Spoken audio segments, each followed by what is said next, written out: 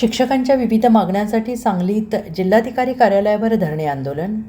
राज्यातील शिक्षकांच्या विविध प्रलंबित मागण्यांकडे सरकारने तातडीनं लक्ष द्यावे, अन्यथा राज्यभर तीव्र आंदोलन छेडण्यात येईल असा इशारा सांगली जिल्हा सर्व शिक्षक संघटना समन्वयक समितीने दिला आहे। या मागण्यांसाठी गुरुवारी जिल्हाधिकारी कार्यालयासमोर एकदिवसीय धरणे आंदोलन करण्यात आले आणि त्यानंतर जिल्हाधिकाऱ्यांमार्फत मुख्यमंत्री, शालेय शिक्षण मंत्री आणि शिक्षण विभागाला निवेदन सादर करण्यात आले। निवेदनात शिक्षक पात्रता परीक्षा TET उत्तीर्ण अनुत्तीर्ण शिक्षकांचा प्रश्न, शिक्षक पदभरती, बदल्या, BLOची कामे तसेच शिक्षकांवरील वाढता अशैक्षणिक कामांचा ताण दूर करण्यासाठी मागणी करण्यात आली। स्थानिक स्वराज्य संस्थांच्या प्राथमिक शाळांमधील शिक्षकांबाबत अन्यायकारक निर्णय घेतले जात असल्याचा आरोप केला जातो आहे आणि याशिवाय शिक्षणाचा हक्क कायद्याअंतर्गत RTE शिक्षक भरती करणे, रिक्त पदे तातडीने भरणे, गुणवत्तापूर्ण शिक्षणासाठी आवश्यक शिक्षक उपलब्ध करून देणे, जुनी पेन्शन योजना लागू करणे आणि शिक्षकांना सन्मानपूर्वक वागणूक देण्याची मागणी निवेदनात करण्यात आली।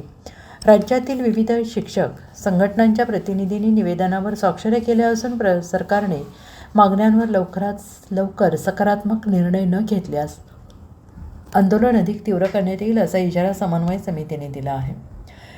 रोजी संपूर्ण महाराष्ट्रातील शिक्षण व्यवस्थेसंदर्भात जी एक खदखद आहे, ती खदखद या ठिकाणी संपूर्ण महाराष्ट्रामध्ये आज व्यक्त होते आहे। महाराष्ट्रातल्या सर्व शिक्षक संघटना, शिक्षकेतर संघटना, संस्थाचालक संघटना आज महाराष्ट्रामधल्या सगळ्या जिल्हाधिकारी कार्यालयावर या ठिकाणी धरणे आंदोलन करत आहेत।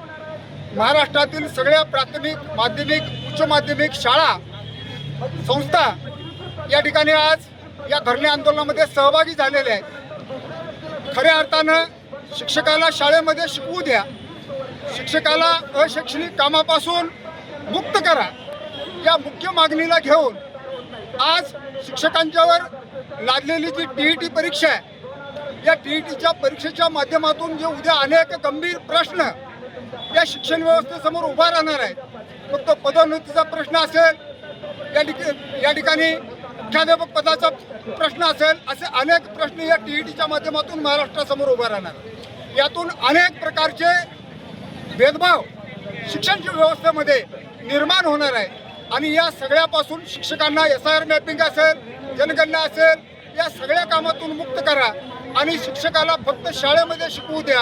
आज पवित्र पोर्टल सारखी पवित्र भरती या ठिकाणी अनेक वर्ष रखडलेले आहे। शासनानं जाहीर केलं होतं 15 तारखेला शाळेमध्ये शिक्षक हजर होतील पवित्रतेच्या माध्यमातून, पण आज जुलै महिना संपत आला, जुलै महिना उजडला तरी सुद्धा आज शाळेमध्ये पवित्र भरतीचं काही शिक्षक आलेले नाहीत, अजून पवित्र भरतीची प्रक्रिया सुरू झालेली नाही आहे, असं म्हटलं तर वावगं ठरणार नाही।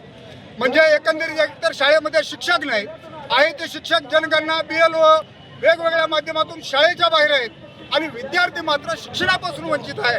या बालकाच्या शिक्षणाच्या प्रश्नासाठी, या अनुदानित शाळातील विद्यार्थ्यांच्यासाठी हे आजचं आंदोलन खऱ्या अर्थाने या ठिकाणी घेतलेलं आहे। शासनानं जर आजच्या आंदोलनाची दखल नाही घेतली तर येणाऱ्या काळामध्ये आमरण उपोषण असेल, बेमुदत या ठिकाणी शाळा बंद आंदोलन असेल आणि वेळ पडली तर मुंबई या ठिकाणी बंद करून मुंबईमध्ये चक्काजाम आंदोलन केल्याशिवाय शिक्षक बांधव राहणार नाहीत। एवढंच आजच्या या धरणे आंदोलनाच्या निमित्तानं शासनाला मी सांगू इच्छितो आणि शासनाने लवकरात लवकर जागं होऊन या संदर्भात लवकरात लवकर सकारात्मक निर्णय घ्यावा अशी शासनाला विनंती करतो। Bureau report SBN Marathi Sangli.